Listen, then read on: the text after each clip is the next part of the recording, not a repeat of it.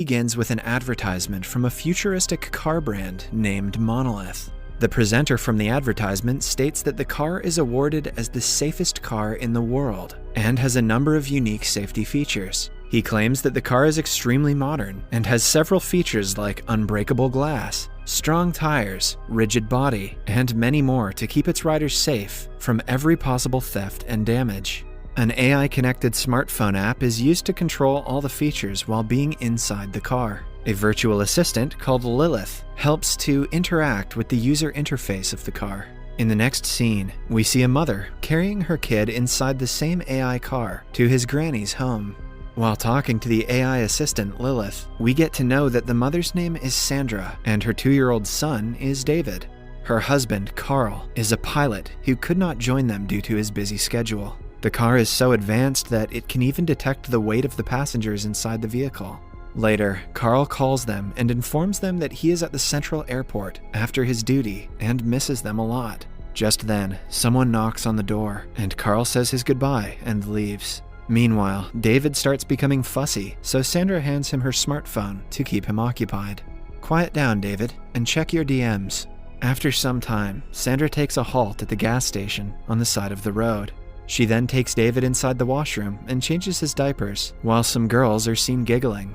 The gas station also has a supermarket, where Sandra buys her son his favorite snacks. While paying at the counter, Sandra notices someone trying to break into her car outside. Instead of being worried, she just takes out her smartphone and locks the vehicle using the smart app. As Sandra is busy inspecting the situation, she doesn't even notice that David has been separated from her. After she realizes that David is lost, she screams and searches for him around the supermarket. She rushes outside and even calls a stranger, assuming that David is with him. She seems to be totally freaked out until she finds David with the same 3 ladies whom she met earlier at the washroom. Sandra immediately puts David into her car and activates the vault mode feature.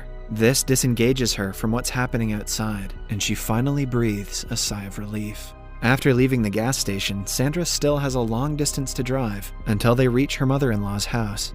Due to the long ride, Sandra feels bored and decides to call her childhood friend, Jessa, to check on her. Jessa receives the call and informs her that she is near the Central Airport at a hotel. She even tells that she has been staying at the hotel with Carl.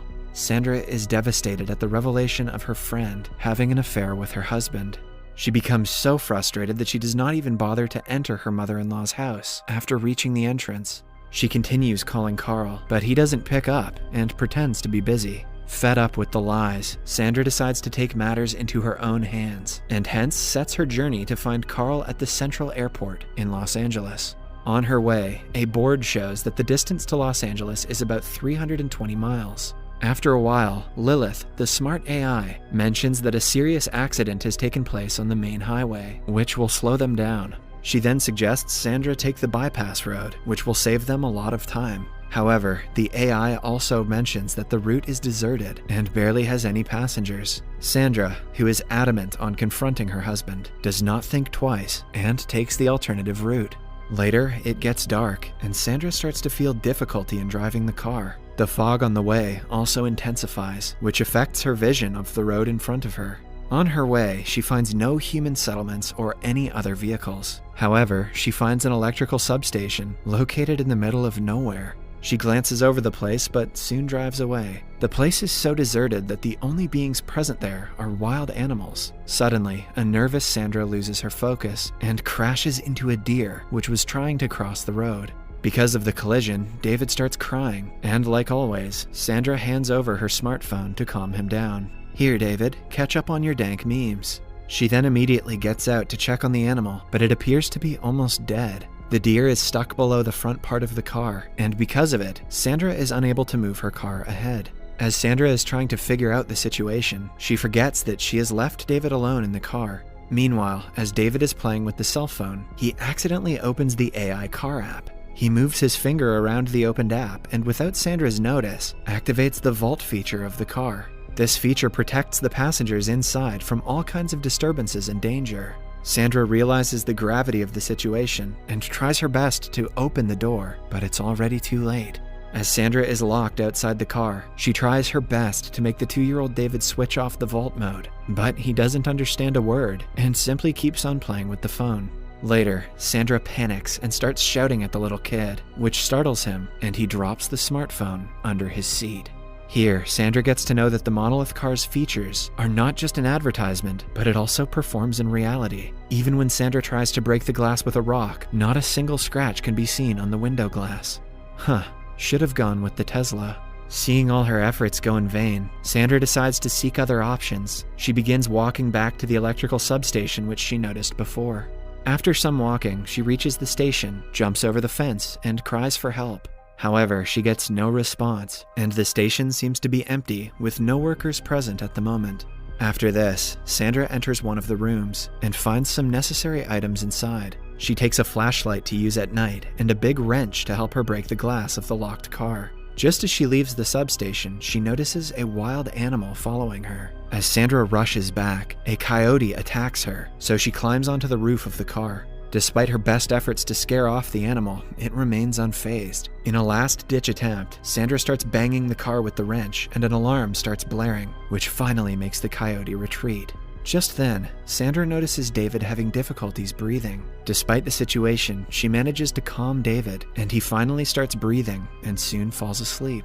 After a bit of thinking, Sandra too becomes tired and falls asleep on the bonnet of the car. The next day, Sandra wakes up when the sun is already bright. She then immediately rushes to check David's condition inside the car. She finds her baby weak and feeble because of his hungry stomach and dehydration. One of the features of the car also displays the temperature of the surroundings, which appear to be increasing slowly. The condition is a curse to Sandra, as the place is completely isolated with no humans around. Sandra then decides to seek help and follows the road, despite being severely dehydrated. She proceeds to walk the long journey. She also knows the risks of leaving David alone in the overheated car, but she has no choice but to seek help. Fortunately, she comes across a river where she drinks and cleans herself. After gaining some respite, she continues her journey and encounters steep hills along the path. After walking several miles, Sandra finally comes across an old airfield where she discovers a jet. Meanwhile, the temperature inside the Monolith car rises up, causing it to instantly start the emergency cooling fan. After reaching the abandoned jet, Sandra enters and discovers some alcoholic drinks, a gallon of gasoline, a lighter, and a pair of spare airplane tires. She consumes some alcohol and immediately gathers the necessary items. After that, Sandra uses the gasoline to burn the 2 tires in hopes of attracting help. She then takes the gallon and fills it with the river water. Slowly, Sandra walks back to the place where she left David. In the next scene, Sandra hurries to the car and finds David all weak and turning red. She tries calling out to him, but David does not answer or move. The temperature inside the car has increased significantly, and the emergency cooling fans have become ineffective. Seeing the state of her son, Sandra immediately climbs the roof and pours the water she brought from the river, but all her efforts go into vain. Thinking that her child will have to die inside the high-tech vehicle, she again starts to hit the car window with the wrench, but it just wastes her energy. Later, Sandra tries to light a fire outside the car in hopes that the sensors will detect the smoke and open the windows, but none of this happens. Instead, the emergency cooling fans stop running to prevent the smoke from entering inside. Fatigued, Sandra falls to the ground and has a vision of her and Carl visiting the scene of the accident a year later. There, she realizes her mistakes and still blames Carl for David's death. After some time, she wakes up to a noise and finds it all to be her dream. To make the situation worse, the coyote from last night again appears in front of her. Sandra decides to hide from it and tries to climb on the roof of the car, but as the car's temperature is extremely high, she can't stay there and instead slides below the car. There, the coyote bites her leg, and this is when Sandra realizes that it is the deer that the coyote is after. As soon as the coyote drags the deer out, the car starts rolling backwards. The deer was the reason that the car was held in position. Sandra immediately gets out from under the car and tries to stop it from sliding back. Despite her best efforts, the car continues to roll, edging closer to a fall.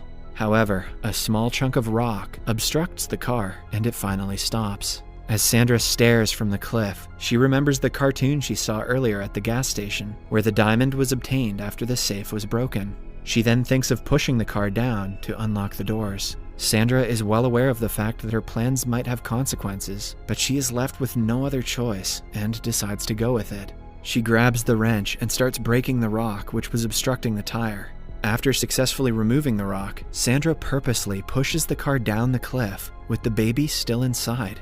As the car is thrown into the air, its built-in AI starts to function and immediately realizes that the car is falling from a height. The features of the car get to work and shift its balance, studying the gravitational pressure to fall upright without causing any harm to David. Since the car was designed to deactivate the vault mode at the time of an accident to let the rescuers come in, the doors finally open.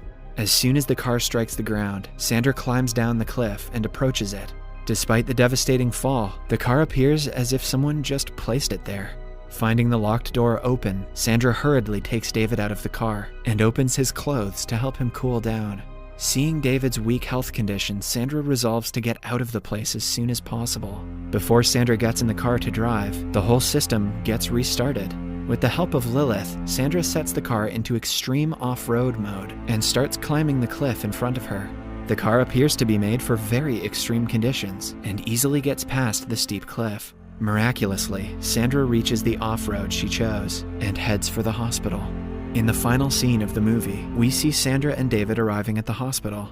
David is kept on the hospital bed beside Sandra and is connected with multiple tubes. Sandra seems worried about David until he opens his eyes and calls her mommy for the first time. The movie ends as Sandra is delighted by her son calling her out. Little did Sandra know, David was speaking to the car.